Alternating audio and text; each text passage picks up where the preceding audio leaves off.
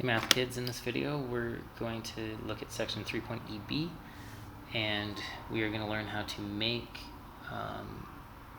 polynomials, make a quadratic function using complex roots.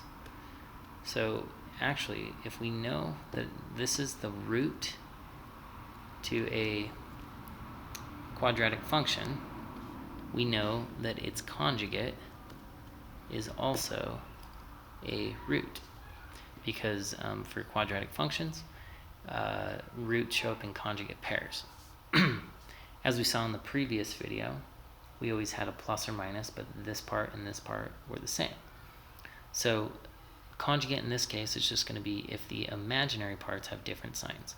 Notice that the real number 3 has the same sign, but the imaginary number has a different sign. So we use conjugates. Now, we're going to use the idea that x minus r1 times x minus r2 is how we start to plug things in.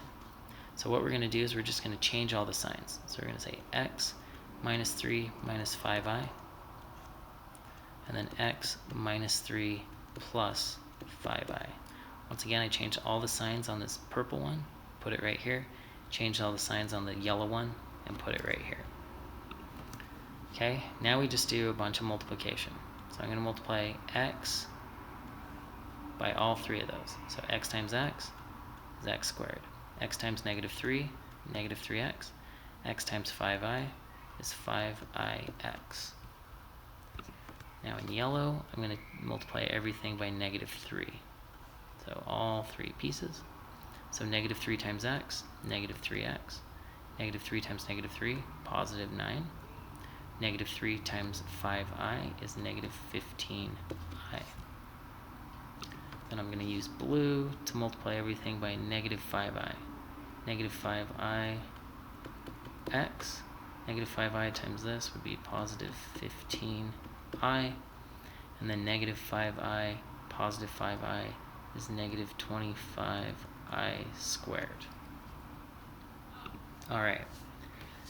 Now, we want to, if you do this correctly, a bunch of stuff should cancel.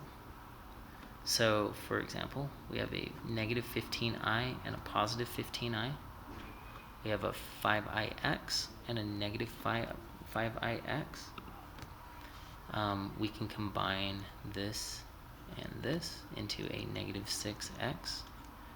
So I used those up.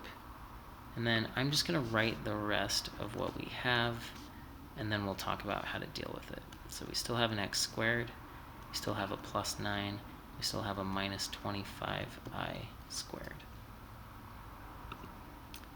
Alright, so what we want to do on this is remember our shortcut when we were multiplying complex numbers. You can cross out I squared and change the sign, because I squared is equal to negative 1, so negative 1 times negative 25 would just be positive 25. Now these are just constants, and so we have x squared minus 6x still, and then if we add these two together we get 34. And then we can just set this equal to y, and that can be our quadratic function. Okay? Now let's try one more. 1 plus 3i. So if we know that this is the root to a quadratic function, we know that 1 minus 3i is also a root. So what we're going to do is we're going to say x and then change the sign. So minus 1 minus 3i. X minus 1 plus 3i. Once again, change both signs when you're plugging it into that formula. Alright, we will multiply everything by x. X times x, x squared. X times negative 1 is negative x. X times 3i is 3ix. Now we're going to multiply negative 1 by everything, so that's just going to change all the signs. So negative x, positive 1, negative 3i. Now we're going to multiply everything by negative 3i, so we're going to go like that. So negative 3ix, positive 3i, And then this times this would be negative 9i squared. Okay, so we have 3ix, negative 3ix, so those cancel. We have negative 3i, positive 3i, so those cancel.